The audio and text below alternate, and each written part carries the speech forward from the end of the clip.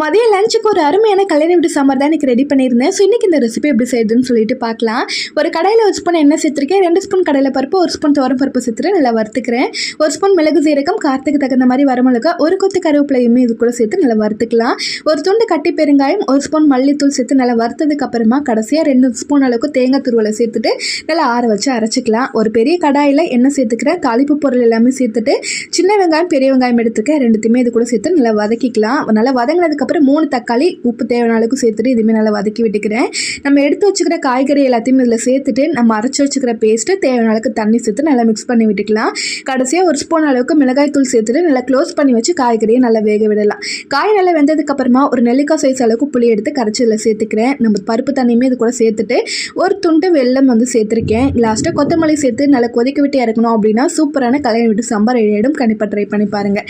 Next வீடியோவில் பார்க்கலாம். அது வரைக்கும் பாய்.